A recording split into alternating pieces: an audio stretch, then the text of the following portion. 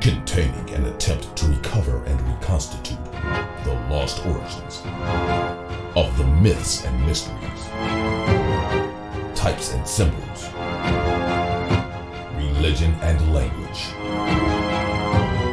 with Egypt for the mouthpiece, and Africa as the birthplace.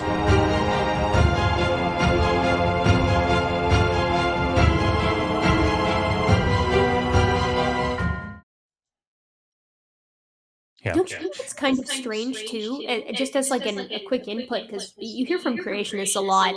Look at all the flood stories, look at all the flood myths around the world. Let's look how common they are. And they're all by these sort of river valley civilizations or people groups that are of course living in a condition that would merit knowing what floods are.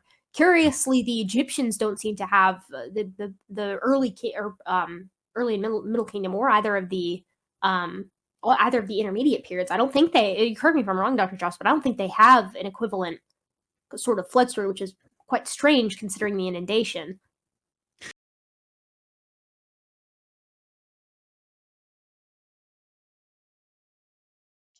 Okay, let's address that statement by Erica Gutsick Gibbon. So according to Erica, the Egyptians don't have a flood story, and that's quite strange, since they have the inundation, all right? So this is what she's saying. Now, is that true, or is she just saying that? Well, she did ask Dr. Josh Bowen to concur with her statement, but if you watch this video, you'll see that he kind of went off on a different subject and didn't concur with her story. He didn't really answer it. Good for him, because he would have stepped into it. He would have stepped in it. If he had done that, he would have been in the same era that she's in. Okay, but luckily for him, Dr. Josh Bowen didn't do that. So we're going to address her question, or a statement, I should say. Because this video is about whether or not the flood of Noah was historical. Now, the fact that people are still asking this question in the 21st century, is telling. Okay, because why would you ask a question about the flood of Noah? If you look at the story, it's very apparent that it's not historical, and it's a mythological story, right? And I say that even if there was 1,000 floods, okay, that story about the flood would still be mythological. Okay, this is the key to that whole story. So we're going to address that, but before we do that, we're going to continue on and let's hear another statement, and then we're going to come back and address it. But I'm starting basically in the middle of the video, so I would encourage people to go ahead and watch this video to get the full story of what they're talking about. Basically, talking about the flood. It's not new, really, what they're saying. It's basically the same old story. They talk about the flood, and they give reasons why it can't be historical. Why it's not. They'll give. If you watch the video, you'll see what I'm talking about. They give a whole bunch of reasons why, which is those reasons was already well known, and so at this point, most people should know that the flood story was not a historical event. But you still have people that believe that. Okay, and so this is what they were discussing in this video. Okay, so I would encourage you to go ahead and watch the whole video, to get an idea of what they're talking about. But like I said, there was nothing new here. They didn't come up with anything new, because basically they're looking at the story from a literal standpoint, which is what these scholars and biblical bibliophiles, this is what they do. And even when they disagree, I don't believe that the story is telling something historical. They still read it literally, because they have no other point of departure. Okay, they don't have no other way to interpret the story, so they have to interpret it the only way they know how, which is literal. And that goes for the atheists, the mythicists, and the believers, or the fundamentalists. They all interpret the story from the same perspective, and then they try to do whatever they can to address it. But again, it's always from a literal standpoint. Okay, because they have no other way to really handle the story, and you can see that.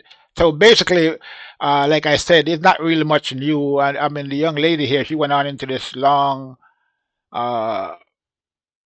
argument about you know, geological time and geology and how the geology doesn't comport with the story. I mean, it was a long, it was kind of long-winded and unnecessary, really, because again, it's quite apparent that the story is not historical. But again, they don't have another way to interpret the story, so that's the only way they can interpret it. So we're going to continue, and Nasting informant, he's going to ask a pertinent question. He's going to make a pertinent statement. So let's listen to what he has to say. Yeah, and I think even more telling in this regard. It's interesting. And the last thing I want to say about the whole flood local thing is that when you look at the other myths that have floods in them, like there's a Hindu myth about a flood. There's a Greek myth about Atlantis. You know, there's all these different flood myths. But they date their texts to different time periods. The Atlantis myth goes way back to like the Golden Age or something like that. And the Hindus have like billion years ago or something. Just throwing numbers out there. These numbers don't add up. They're all different times, different locations, and they have different characters. One of them has Noah, the other one has Solon, the other one has Manu, and they're different. And there's Zendavesta has a flood text too. That's someone else in there. So it's not like they're saying, "Oh, we all remember the Noah's flood." They're talking about different locations with different characters, different. Well, and not every location.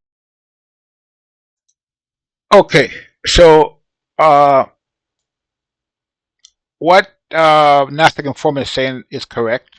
Okay, basically the flood stories are the deluge, which is a better word to use rather than flood. The flood story does have different locations, different time periods, and so forth. Even though, according to the biblical narrative, they only know of one flood. Okay, and then I think in the Sumerian or the Babylonian or Akkadian flood story, there's two flood stories, right? So we're going to examine why that is, and we're going to talk about this flood story and what it actually represents. Because what we want to find out is what are these myths trying to tell us? Okay, why are they trying to teach us with these myths about Atlantis and about the flood of Noah? Because again, these are mythical stories and they're not historical by any stretch of the imagination. Okay, so we're going to try to get to the root of the matter.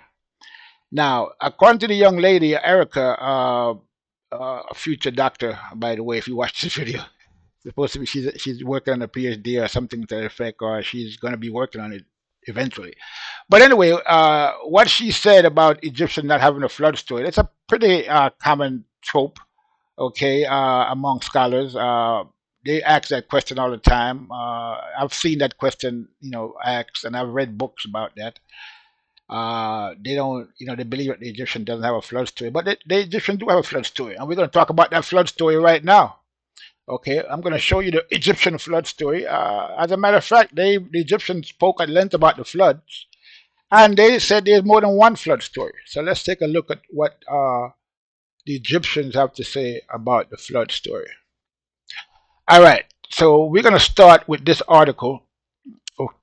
Okay, and it says Plato meets the meteorite Solon, Egypt, and Atlantis. Okay, so let's examine the story. So here it goes. Dedicated to Anna who sent this in. Okay. The story is well known and comes in Plato's Timaeus. Solon, the lawgiver, has traveled to Egypt, and there in the city of Sais, he speaks to one old priest who tells him how 9,000 years before a power named Atlantis. Okay, we're going to pause right there. So here we find out that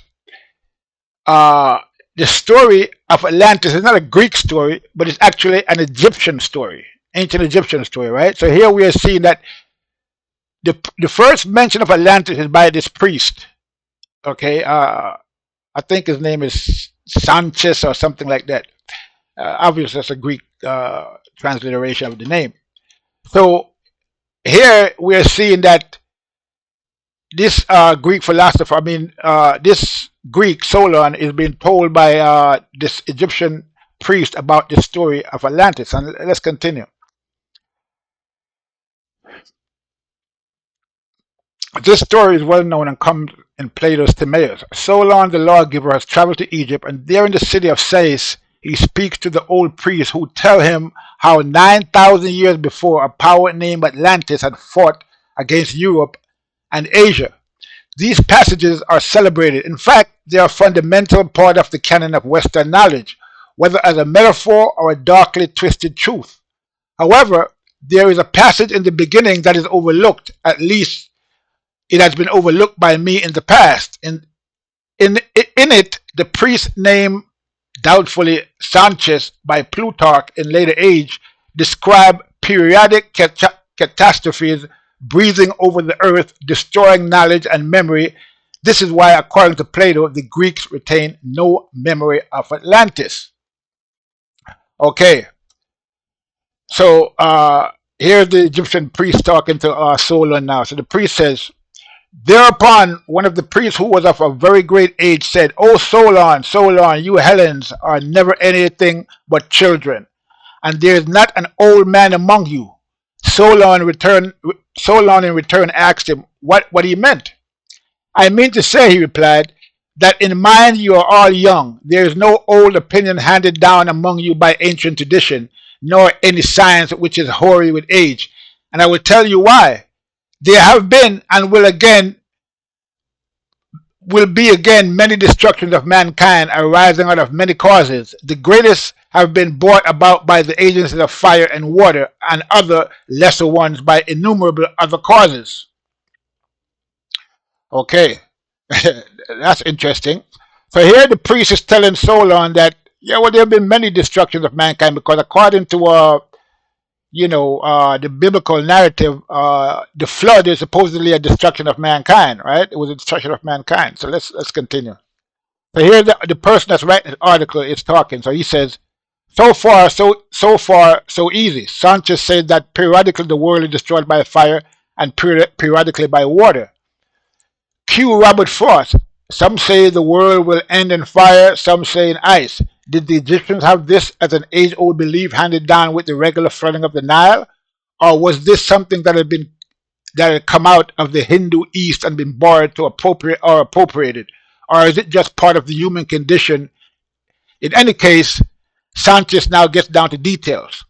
So here this writer is wondering if this story is originally ancient Egyptian, or is it from the Indians, or whatever, but there's no evidence for anything like that. I mean, obviously the story is Egyptian because it's been told to the Greek Solon by an Egyptian priest, right? So I don't know where he's getting this Hindu East, if it's been borrowed or appropriated or whatever, but I don't think the Indians have a story or the Hindus have a story like that, but who knows. Let's continue. And the priest says, there is a story which even you have preserved, that once upon a time Paeton, the son of Helios, having yoked the steed in his father's chariot, because he was not able to drive them in the path of his father, burnt up all that was on the earth, and was himself destroyed by a thunderbolt. Okay, so this, the writer of the article is saying, this is in reference to the myth of Phaeton, who accidentally burned the world. Zeus has to kill him with a thunderbolt to stop the damage to Middle Earth. There is here the idea that Egyptians and Greeks have the same legends, in much the same way that Solon and Sonchis earlier in the dialogue agree that their respective cities were both founded by Athena. A scrambling for common origins, however, Sonchis, after patronizing Solon a little, those baby Greeks, continues instead with a non-mythical interpretation. Okay, so here we see that the myth, they're talking about the myth of Phaeton, and about the, as we just saw, they're talking about this story, this Greek myth about the chariot of the sun, being not the kid not being able to control the chariot, and he ended up burning the earth, and so he had to be killed by Zeus, right? So let's see what the Egyptians have to say about the story, right? So the Egyptian says about the story, now this has the form of a myth. Okay, this is what the Egyptian said. Now this has the form of a myth, but really signifies a declination of the bodies moving around the heavens around the earth and a great conflagration of things upon the earth which occurs after long intervals. Let's underline this. See that? So this is what the Egyptians are saying about the story of Deucalion and the story of the Phaethon, the myth about Phaethon. He's saying here that this is a myth, but so the myth signifies something. Now we know that I've seen the story before, and I've never seen anyone interpret the story or the meaning behind the story. They basically all just take it to be a myth, and there's no real interpretation of it from anyone. Just like how there's no real interpretation of what the myth of Noah, the flood of Noah is. Most people take it as history. They believe that it's history, so there's no interpreting it. And then we have the scholars who don't believe it. They say, oh well, they give you a reason why it can't be possible, but they don't give you what the story actually signifies. So here the priest is going to give a signification of the story. So he says, at such times, those who live upon the mountains and in the dry lofty places are more liable to destruction than those who dwell by rivers on the seashore, which is strange if you really think about it. But here the priest is speaking in what they call enigmatic speech or symbolic speech, which is what these priests do in ancient Egypt. They basically speak from a symbolical perspective or a mythical perspective, which if for those that don't know, myth is a mode of expression, right? Which is a lot of people don't really understand that, right? That mythology is a mode of expression. Okay, it's a means of communication. Okay, and you have to know the rules and the regulations of the mode, just like how like any language that has a syntax, and this and so forth and so on. So if you don't understand that myth is a mode of expression, then you are already behind the 8 ball, right? So, but let's continue. And he said, and from this calamity, the Nile, who is our never-failing savior, delivers and preserves us. When on the other hand, the gods purge the earth with a deluge of water, the survivors in your country are herdsmen and shepherds who dwell in the mountains. But those who, like you, live in the cities are carried by the rivers into the sea, whereas in this land, neither then nor at any time does the water come down from above on the fields, having always a tendency to come up from below, for which reason the tradition preserved here are the most ancient. Okay. So there's a couple of things here. So right away we see that the Egyptian priest told Solon that there's been many there's been more than one flood or more than one conflagration. Okay, whether by fire or by water, there's been more than one, and that the Greeks only know of one. They only, he's making a point to say the Greeks only know of one of them, right? So here, the author of this article, so contrary to what Erica just said previously about the Egyptians not having a flood story, they do have a flood story. And I remember that supposedly Solon lived, in around 600 BCE. So this story is being told in 600 BCE. And remember, the Torah or the Bible or the Septuagint was written in around 270 BC. Okay, so this is like almost 300-400 years prior to the flood story, right? As written in the Bible. So, all right. So now, let's hear what this the person that wrote this article is saying. He's saying here his understanding of what this article is, because as you can see, he has never heard that part of the story before. Like he said, he overlooked it about what the interpretation of the Greek of Sonchis, the Egyptian priest. So he says here, this is all a part of Sonchis' explanation as to why the Athenians know less than the Egyptians. But pedal back and look at that peculiar phrase about a declination in bold. Sonchis is not referring to a single event, which is true again. I just made that statement. He's talking about more than one event. There's been more than one event. So here the writer is acknowledging that, and he's saying that Sonchis is not referring to a single event here, but a periodic cleansing of the earth. The cleansing, though, has surely to depend on some knowledge of natural events. And Plato is describing what sounds like a catastrophic sky event, say at the level of Tunguska or the memory of one. If so, this may be the earliest description of a meteorite, and a pretty big meteorite at that. So according to this writer, Sonchis, this story that Sonchis is telling is describing a meteorite, right? This is what that's his interpretation of the story. Okay. He says, Allen, who sent this passage, he writes, the explosion of the Chelyabinsk bolide has given this passage new meaning, as we know that Plato is describing a phenomenon that really exists. Note that it is most intense, that the meteor or fireball glowed 30 times brighter than the sun, causing skin and retinal burns. So they're talking about some kind of meteor that fell a couple thousand years back, and they're equating this story with this meteorite as some type of natural disaster that afflicted the earth at some point in time. So he's trying to relate the story that, and I remember here he's saying that Plato is describing Plato is not describing anything. It's the Egyptian priest who's describing the events. Okay, but this is the typical of these people. They give the Greeks credit for Egyptian accomplishments. All right, so the Egyptian is telling Plato the story, and Plato is repeating this story, that Egyptians told, but now it's a Greek story, or it's Plato's story, but it's not really Plato's story, as you can see. So anyway, so according to this interpretation here, this writer is interpreting what the priest is saying as to be some kind of natural disaster or meteor strike or something to that effect. He's trying to figure out what the Egyptian priest is talking about, and the reason he uses is that he's saying that the peculiar phrase about declination, which we're going to look into that in a minute. Okay, declination. That's what the priest said. Up here, the priest said that now this has the form of a myth, but really signifies a declination of the bodies moving in the heavens around the earth. Okay, so when we talk about here, we're definitely talking about astronomy, right? This is what the priest is talking about.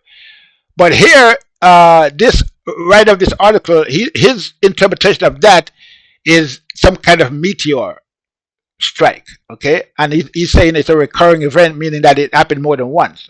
So that's his interpretation, right? Okay. Let's see. Let's take a look. Give me 1 second here. We're going to take a look. But let's continue what this guy is saying. So he continues to say that Plato is describing what sounds like a catastrophic sky event, say at the level of Tunguska, or the memory of one, okay?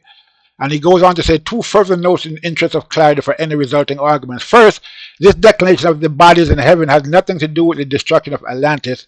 And second, in terms of sources, we cannot be absolutely sure that Solon traveled to Egypt. Even if he did, Socrates did not necessarily know anything about the conversations Solon had at Sais. And even if it were oral or a literate record of these conversations, we have no guarantee that Plato recorded them faithfully. Plato was a lying dog. For our present purpose, though, the source of Plato's knowledge of meteorites is of only secondary importance.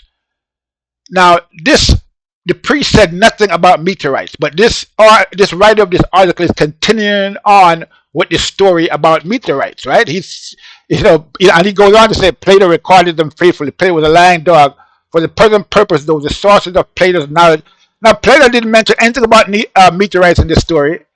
It's the Egyptian priest that's doing the talking, but again, he's trying to accredit this to Plato's knowledge, right? Plato's knowledge. Again, so right away we can see that this guy's off on some tangent.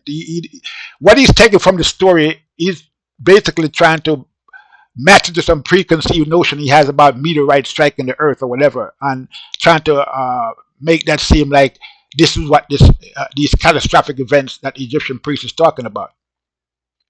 So let's continue.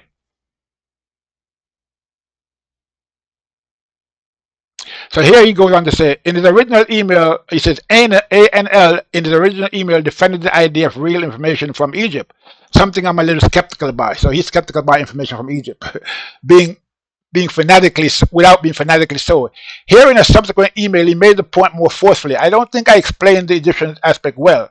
To be able to say that a great conflagration of things upon the earth occurs after long intervals requires the observation of at least two such events. However, such events are quite rare.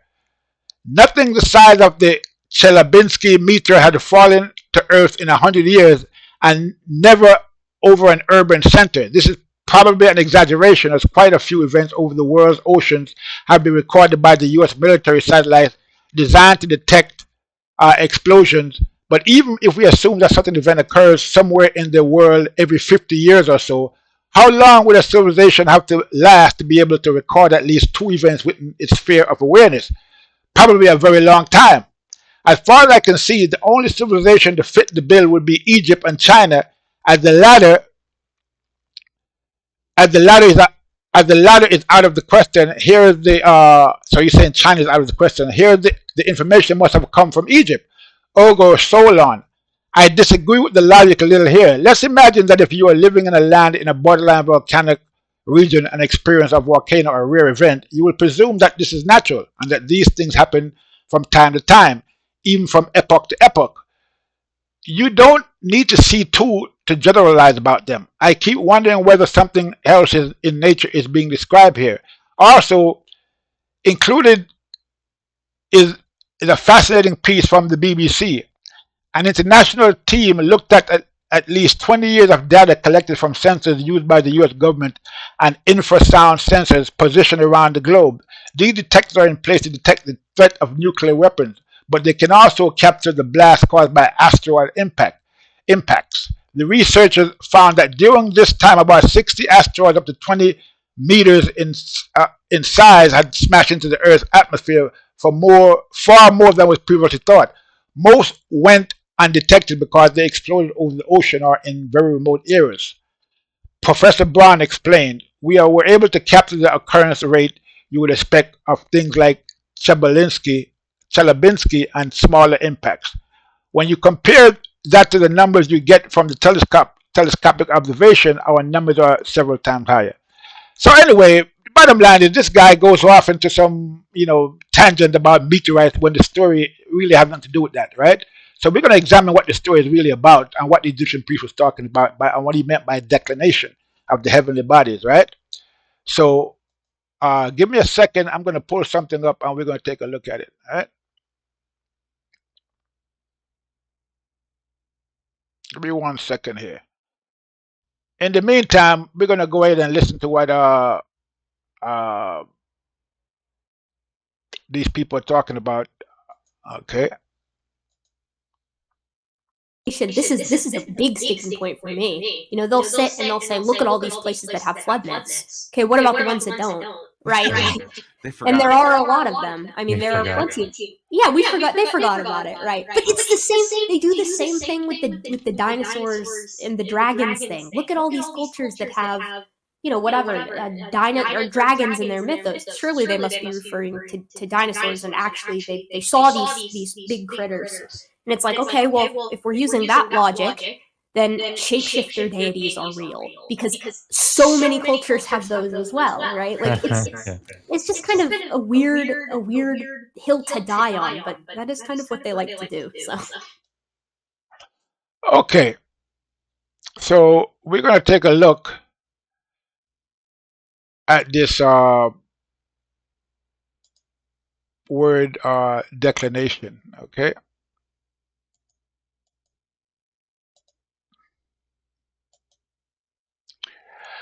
All right, so let's take a look. So it says here, in astronomy, declination is one of the two angles that locate the two angles that locate a point on the celestial sphere in the equatorial coordinate system. The other being our angle. Okay, the hour angle. Declination angle is measured north or south of the celestial equator along the hour circle passing through the point in question. The root of the word declination, Latin declinatio, means a bending way or a bending down. It comes from the same root as the word incline, bend forward, and recline, bend backwards.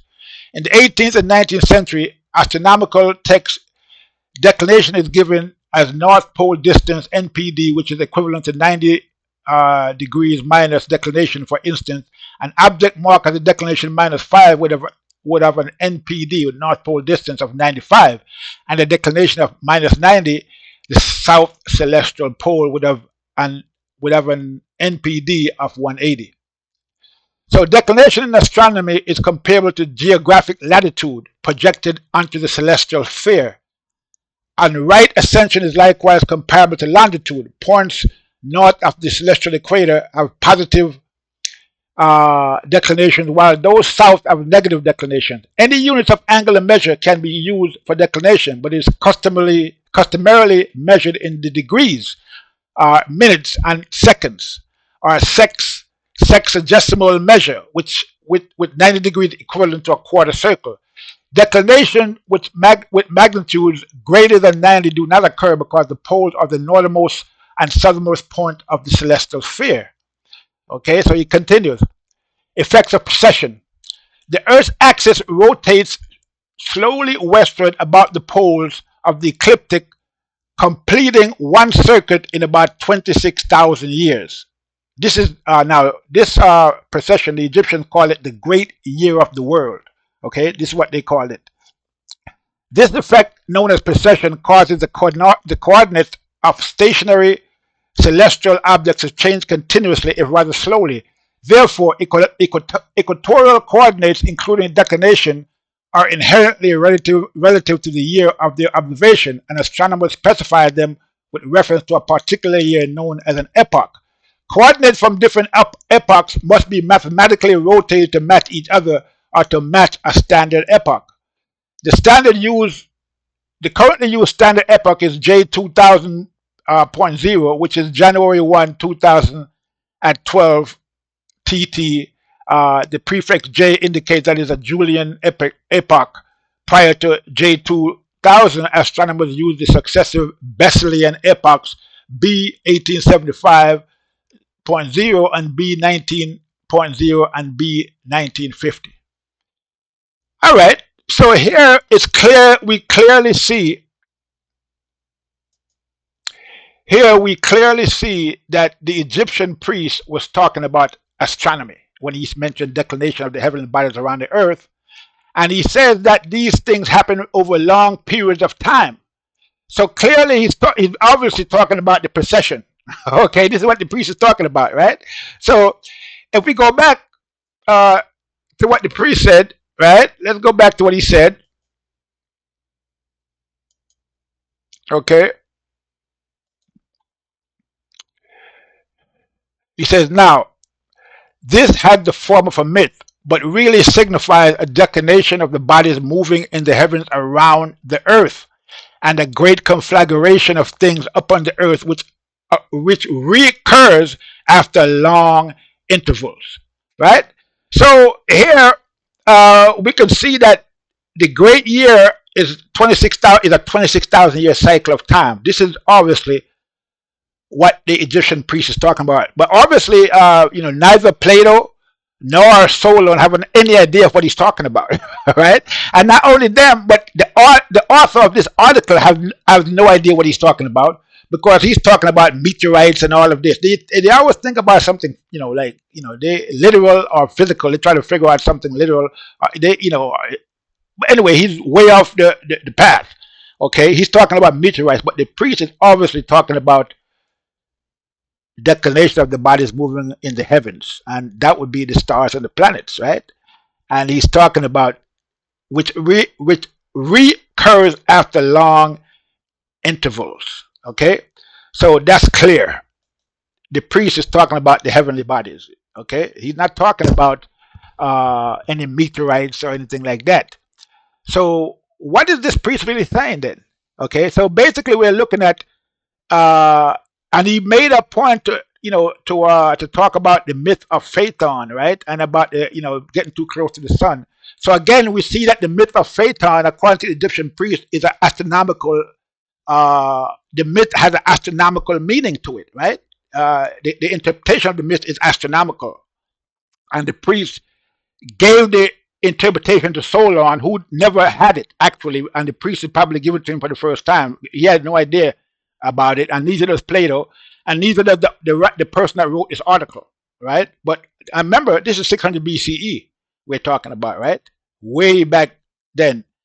And supposedly there's a Greek person or Greek philosopher that discovered the precession in 500 BCE, supposedly, which I don't believe that, because it's obvious that the Egyptians knew about that, as we can see by the story, thousands of years previously. Okay, so the idea that some Greek in 500 BC discovered the precession is laughable. Okay, but these are the Greeks. They always try to take credit for everything, and the Europeans give them credit for everything, right? So, as a matter of fact, I forgot the person's name. You can look it up, but the guy that supposedly invented the concept of the precession, a Greek guy, okay, he was of the opinion that the Earth was flat, right? So imagine that. So if you think the Earth is flat, how could you know about precession? Okay, I mean, it doesn't make any sense. It's contradictory.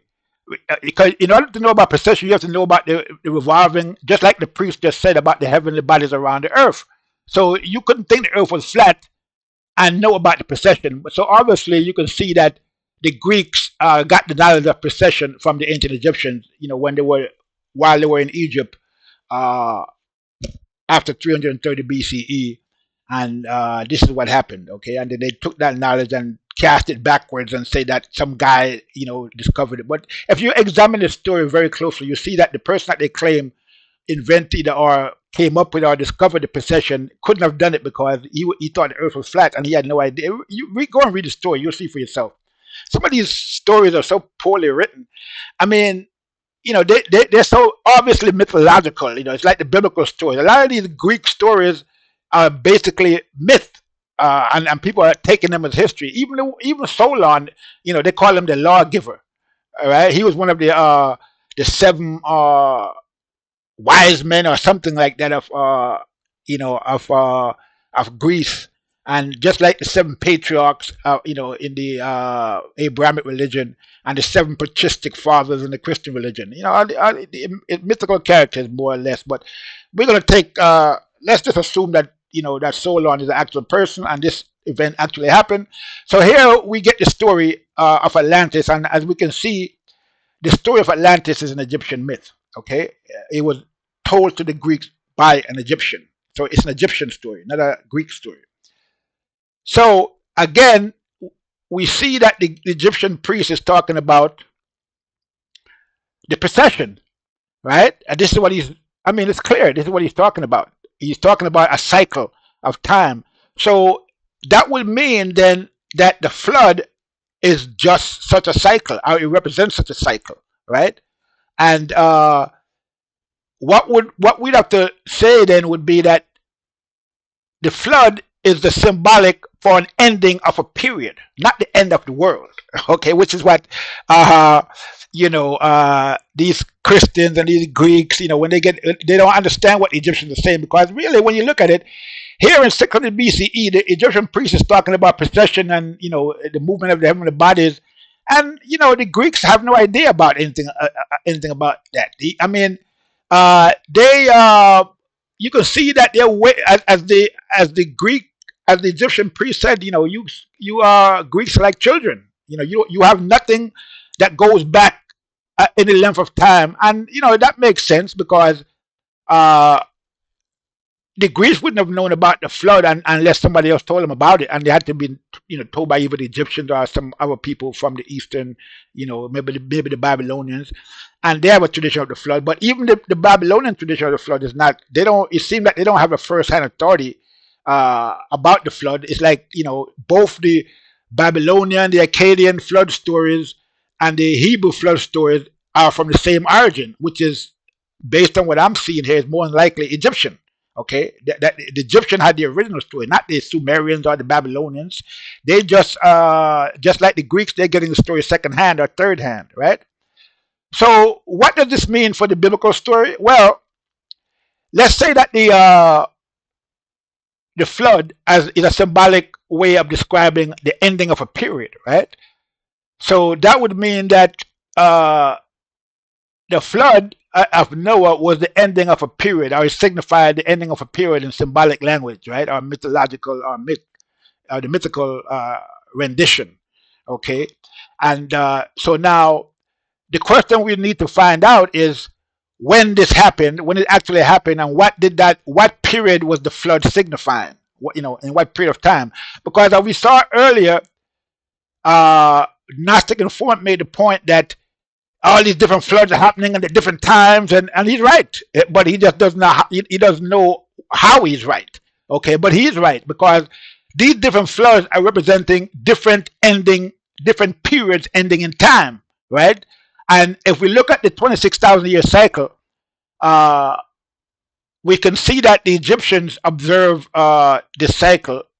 They probably observed the full cycle, the full 26,000 years, because according to the Egyptian records and their own, record of their history, their history goes back 36,000 years. But which I think is very conservative if you want to really examine it, because I'm pretty sure that the Egyptian civilization goes back much further than that, and but they're talking about this 36,000 year period from the time of the heroes, from the gods to the heroes to demigods to men, right?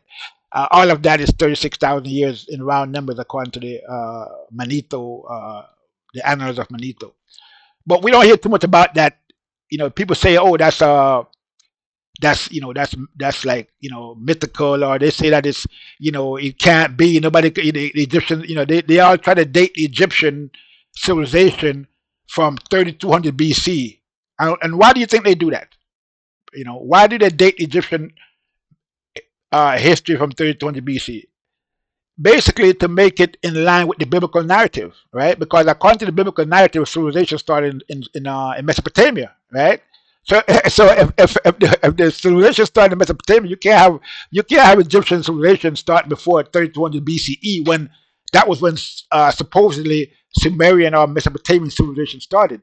So they had to make the Bible story, they had to make the Egyptian history coincide with that, okay? Because according to the Mesopotamian tradition or the biblical tradition, the earth is only 6,000 years old, right? So basically, they try to fit, the Egyptian story into the biblical narrative, and as and to make it, and they say it was 32,000 BCE when civilization started in Egypt. But when you look at Egypt in 3200 BCE, what do you see? You see a civilization fully formed. You don't see the beginning of Egypt. You see Egypt in its. As a matter of fact, if you look at 3200 BCE up until now, the Egyptians are up until say 330 when the Greeks invaded. The Egyptians were more advanced in 3200 BC during the Old Kingdom than they were in 330 BC when the Greeks invaded Egypt. They were more advanced 3,000 years or 2,000 years earlier. So we see Egyptian civilization in full form in 3200 BC. It's not a start that you see when you look at the record. You see them in full bloom. So how long did it take to get to that level of civilization? That's what you have to find. We have to ask. And so this whole idea that Egyptian civilization started in 200 BC is just so ridiculous that it's not even worth going on any further. It's just ridiculous, and it has nothing to do with reality. And it's just these biblical, these are bibliophiles, these worshippers of the Bible, trying to fit Egyptian civilization into the biblical narrative. And this is why they say Egypt started 2000 or 3200 BC to match it with Mesopotamia. And they always try to make it seem like Mesopotamian civilization came first. But the whole idea of Mesopotamian civilization coming before Egyptian civilization is pure nonsense. Okay, just pure nonsense. Now, let's get back to this declination that the Egyptian priest is talking about and this astronomy, because this is what this whole story is about. So now, what we need to find out is, where does the biblical narrative about the flood fit into this procession that the Egyptian priest is talking about? And so we hear of the heavens in 7 divisions, okay, the 7 mountains, the 7 eyes around the throne, all this to do with the number 7, right? We always hear about that. And in the book of Revelation, they talk about the 7 mountains, the stars being cast down from heaven. excuse me here for 1 second. We hear this talk about, these 7 mountains, the 7 churches in Asia, and all of this. All of this, though, is symbolical language. Again, there's nothing literal about that. Okay, and we're gonna, break down this the heaven. What does that really mean? The heavens in 7 divisions.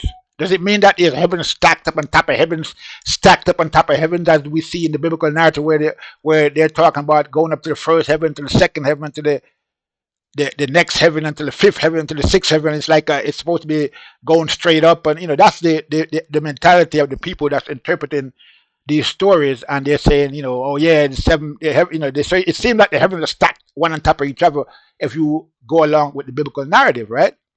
And but if we look at the actual the reality of it, and we look at the procession, and we see that the procession, the great year of the world, is made up of smaller cycles, okay, of time.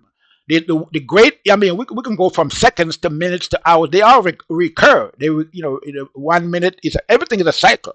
So 1 second is a cycle; it keeps going over. Then 2 seconds is another cycle. So 10 seconds, 1 minute is another cycle. It's all about cycles. So the cycle of time on the great and the processional scale of 26,000 years can be broken up into 2 different cycles, and we're going to break them up right now. So there's the cycle of 3,114 years, right? 3,714 years. Sorry, excuse me. That's one cycle. 7 of those cycles, okay, makes up 26,000 years in round numbers. We also have the zodiacal cycle, right? 2,155 years times 12.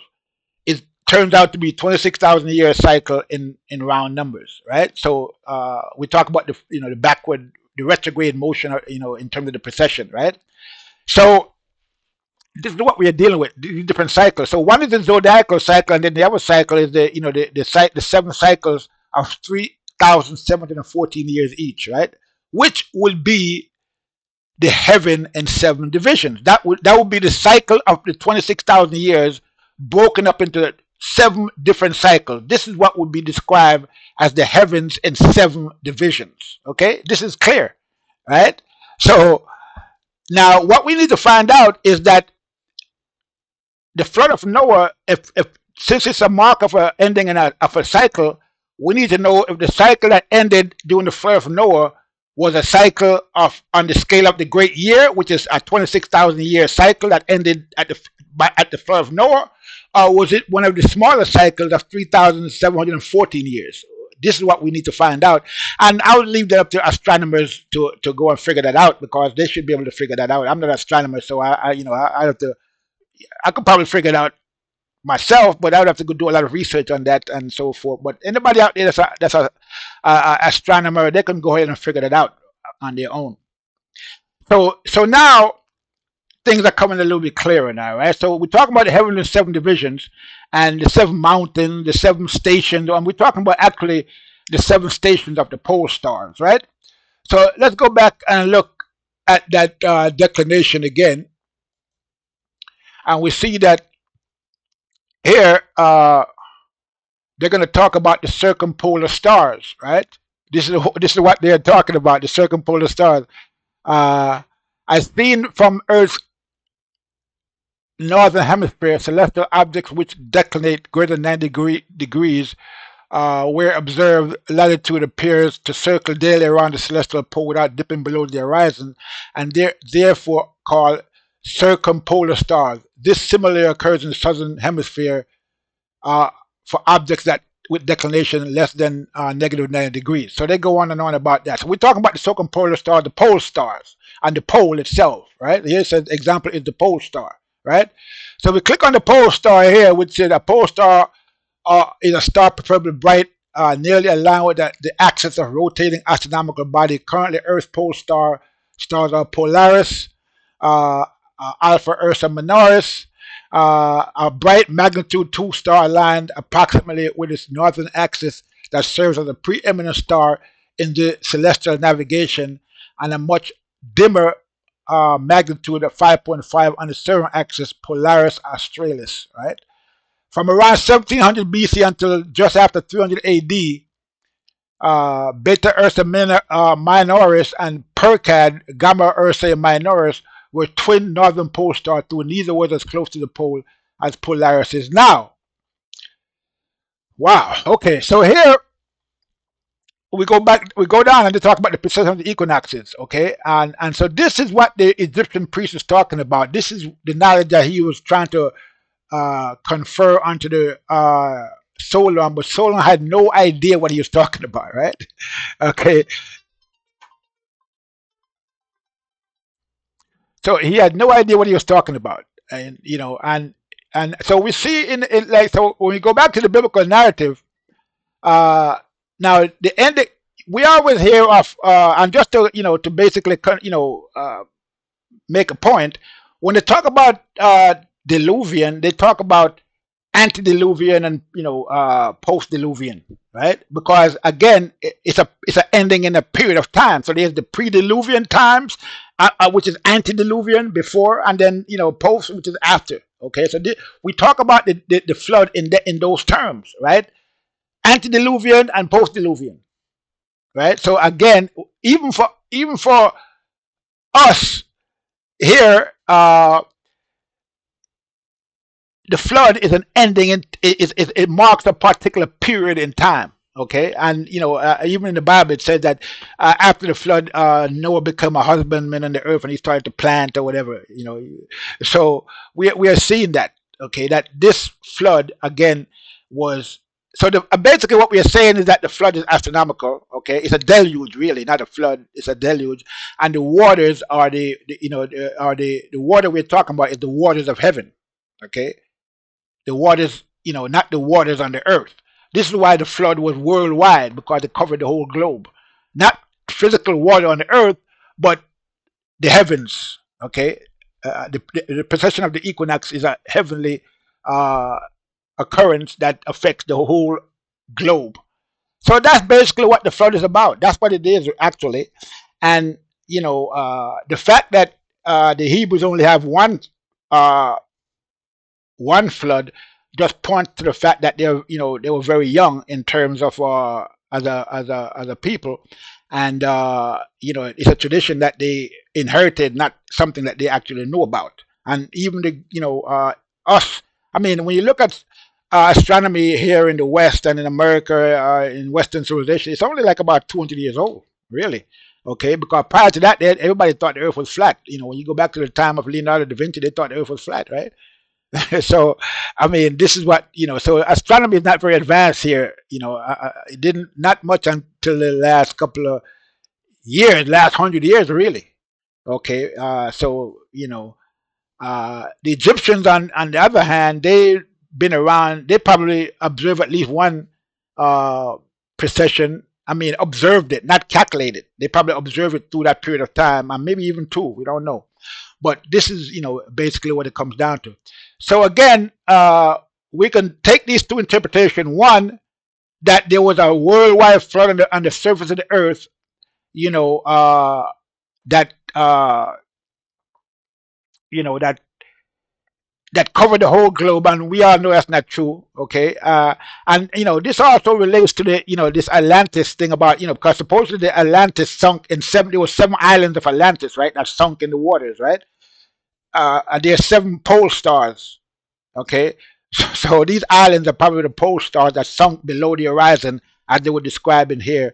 Due to declination, as they say. So again, the Egyptians seem to have known about the hard science, and what the Egyptians know, and what they tell people, and what they put out there. I mean, they speak of it usually in symbolic language, but as we can see, these stories are taken up by other people, later people that come along, and to them it's some kind of religious experience. Okay, they basically take Egyptian myth and turn it into history, their history. They make it into their history. Okay, but it's really myth, But myth is the twofold science of truth, according to the ancient Egyptians, right? So just because something is mythical doesn't mean it's false.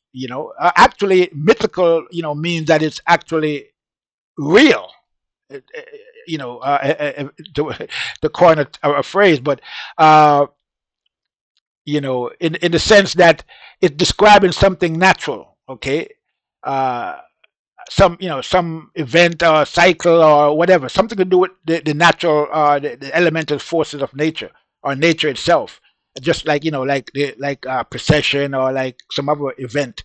So the Egyptians are basically teaching uh, people, are trying to keep in memory these events by telling stories. Okay, and then what happens is that telling these mythical stories, and what happens is that the people that inherit these stories lose the actual meaning of these myths, and then start believing the myth itself. They start believing the story itself, no matter how ridiculous the story is. But the story is just a story uh, that's telling the actual myth that's behind the story, right? And so when we read these stories, whether it's in the Bible or any other books, uh, it's not the ancients that's playing false. It's us, the people of today, who is interpreting these stories, and interpreting them in such a way, as if to say, from a religious perspective, or from the perspective of believing in these stories, or whatever. Okay, so we're getting the wrong interpretation, and then we're trying to say, oh, the people that wrote these stories were simple-minded. But the people that wrote these stories didn't expect you to believe in this actual story. They expect you to find out what the story meant. Okay, but today we have nothing. We have nothing close to that. We have people going around believing all kind of foolishness. What these stories are saying, instead of trying to find out what the stories actually mean, right? And so this is where we are. Okay, with these myths. And so if we were to examine all of the various myths that's in the Bible and in other stories, you would find out that there a similar meaning to all of them. There is some meaning behind it, just like the Egyptian priest pointed out with the story of Phaeton, right? He showed the actual meaning of that story, which the Greeks didn't know themselves. Okay, they didn't know it, and most people of today don't know it, because as we saw, the person that wrote the article that we just read, he had no clue. He's talking about meteorites coming down and reoccurring, which is way off the path of what the Egyptian priest was trying to say.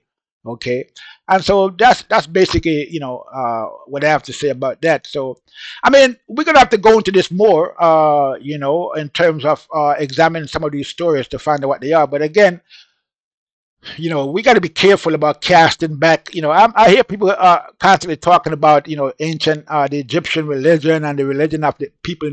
But really, back in the ancient times, we talk about religions today and our faith and this and that, but there was no such thing. The Egyptians had no religion, really. Okay, so when we keep talking about our religion, we're talking about what we know today, and trying to, talk about ancient religion from ancient times, when most of these people of ancient time had no religion. Okay, none at all. Okay, I don't think, as a matter of fact, I think religion is not even mentioned in the Old Testament. Okay, the word religion is not even mentioned in the Old Testament, and it's only mentioned, I think, 3 times in the New Testament. Okay, so people had no, there was no religion in ancient times as we think about it today in our mind. You know what I'm saying? It was no such thing. But again, this is the biblical inheritance, and it's not strange, because European. I mean, we have to understand European history, okay? And Europeans, were illiterate for the majority of their history up until the 15th or 16th century. This is, we have to understand that, because again, when we look at, there was no public education in Europe until the Reformation. That's basically when history started in Europe, was during the 14th and 15th century. The Europeans started teaching history around that time. There was no schools, and that didn't, it wasn't until the Reformation that, Martin Luther and the Reformation, where they started schools for the general public, and it was biblical school. The subject matter was biblical, but was mostly biblical. The curriculum was mostly biblical, with a little bit of math here and there, okay, and maybe some other stuff, but it's mostly a biblical curriculum. And we see that today in the sense that if you go to most of these scholars and most of these schools, they all believe in the biblical narrative, the historical Jesus, the historical Old Testament. They all believe all that stuff is history, and this is the inheritance from the biblical start of public education in Europe during the 15th century, and then during the 16th century or the 17th century, I believe, 100 years or 150 years later, the Catholics came out with parochial schools, and they started teaching parochial schools to the general public. But again, it was a biblical curriculum, right? And this was the origin of public education in Europe. Prior to that, Europeans were illiterate, generally speaking. Okay, so basically, literacy in the Western civilization didn't start until around the 15th century. Okay, and we can't really call it literacy, because even when they started, even after that, most of the people were still illiterate. Okay, and so it's not surprising that they have no clue about some of the things that happened in ancient times, and they trace everything back to the Greeks, because that's as far back as they can go. Their civilization, the European civilization, does not go back far enough to account for things that happened 10,000 years ago, 20,000 years ago, 30,000 years ago. Okay, you have to go to Egypt and Africa for that. Okay, that only they go back that far, to be able to tell you what was happening in those ancient times. And those are the people that we have to look to give us information about the past, because the European history doesn't go back that far, unfortunately, for them. Okay, most of the stories they inherited is second and third hand, and so they try to interpret it, and they don't have much to use to interpret it. So, we talk about the Bible, and can you, in the 21st century, we still have people, talking about whether the story of Noah is history or not. It's clearly not history, and it never was history.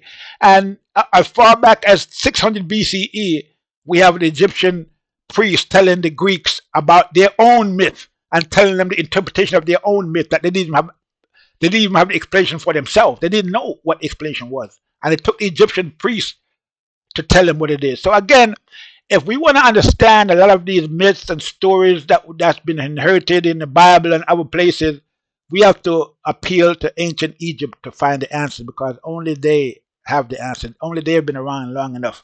It is Africa, is the root of the matter. But unfortunately for all these scholars, they try to make it seem like the Greeks invented some of these stories when they just inherited it, right? And maybe refined it a little bit. But when I say refined, I don't mean in a positive way. They just turn it into nonsense, really, okay, because they lose the original meaning of it, okay? And so this is what we have. And so if we really want to find out the meaning of a lot of these things, we have to look at it through we have to use the Egyptian wisdom. And as you can see, according to the Egyptian priest and his interpretation of the Phaeton myth, they had the right interpretation, okay? And so at this point, I think I've made my point. Further investigation is definitely needed to follow this line of inquiry. But this is where we have to go. All this other stuff about the literal interpretation is a dead end, and can never lead anywhere. It hasn't lead anywhere in the last 250 years, and it's not going to lead anywhere now. We have to abandon this literal interpretation and move on to a more, something more effective, okay? But unfortunately for a lot of these scholars, you see, this is has become, a lot of this mythology has become history for the Western civilization, and that's a cultural thing that's tied up into their culture and their sense of themselves and who they are in the world, and they're trying to create some kind of ancientness about the European narrative or the European experience, in the sense that during the first century, when Josephus wrote his book Against Apion, it was in reference to the fact that the Egyptian Apian was telling them that the Jews were young. They were just like the Egyptian priest told the Greek Solon that they were young people. This is what Apian was telling the Jews, that they were young people, and he was 100% right. Okay, they don't have any history that goes all the way back. It's mostly myth.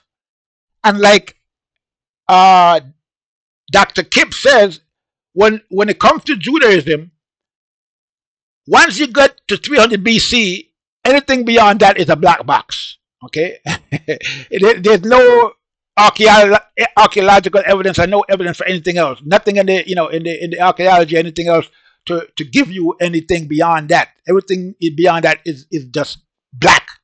It's darkness. Okay, so this is what we have.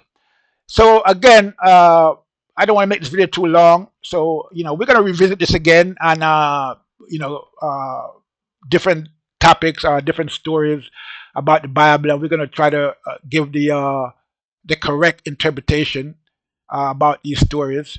And this is just one of that. Okay, so with that said, I'm going to leave it here until next time. This is Myth Wisdom saying, again, it takes vision to ask the right question, but you need wisdom to get the right answers.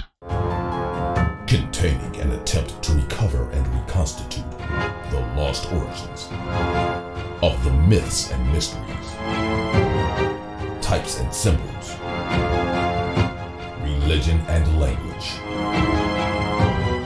with Egypt for the mouthpiece and Africa as the birthplace.